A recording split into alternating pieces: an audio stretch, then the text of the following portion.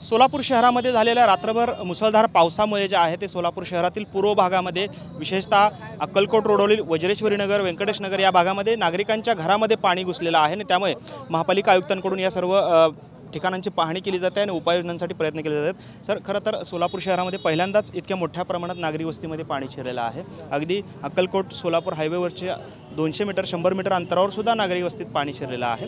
काय नक्की उपाययोजना महापालिकेकडून करण्यात येतात, कशा पद्धतीचं नुकसान झालेलं?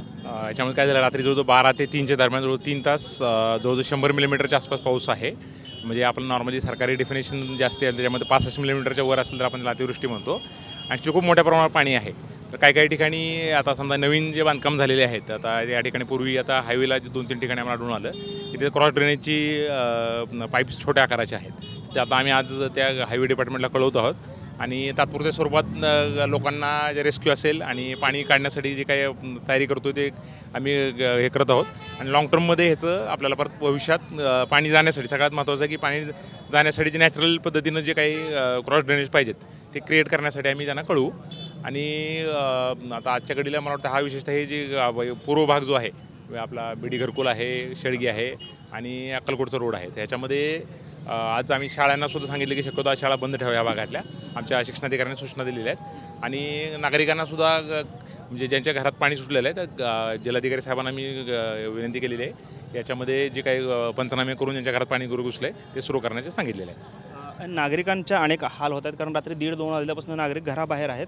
लहान मुलं असतील, वयस्कर असतील, आजारी व्यक्ती असे अनेक लोक रस्त्यावरच आहेत, कारण रात्रभर लाईट पण नव्हत्या आणि अनेक अडथळे जे आहेत ते त्यांना येतात। तर तात्पुरती मदत महापालिकेकडून त्यांना काय मिळणार आहे? याच्यामध्ये आपण डिझास्टर मॅनेजमेंटमध्ये जर घरात पाणी गेलं असेल तर ते पंचनामा केल्यानंतर त्यांना जी काही निकषानुसार जी काही मदत असेल ते मी जिल्हाधिकारी साहेबांना सांगितलं, त्यांच्यामार्फत ते पंचनामे होतील आणि त्यानंतर मग आपण पुढील प्रक्रिया करू। परंतु आता सध्या सुदैवानं आता पाऊस थांबलेला आहे, तर पुढच्या 1 तास 2 तासामध्ये पाणी ओसरण्याचे आहे।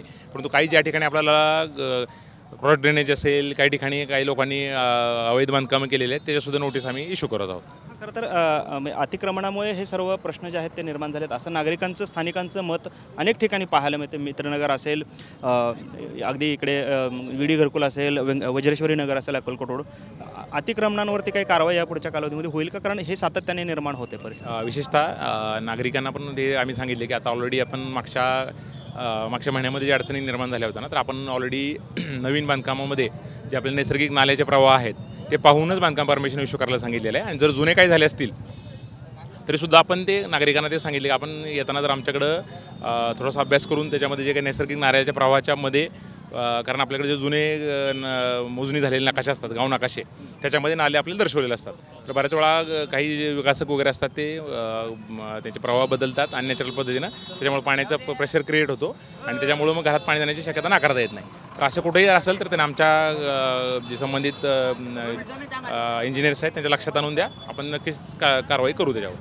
धन्यवाद।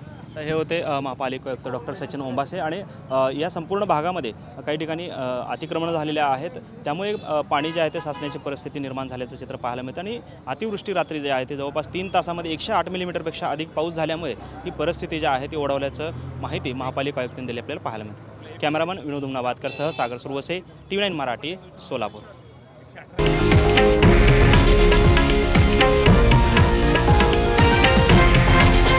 हे आहे देशातील नंबर 1 न्यूज नेटवर्क आणि आपण पाहत आहात TV9 मराठी, एकमेव।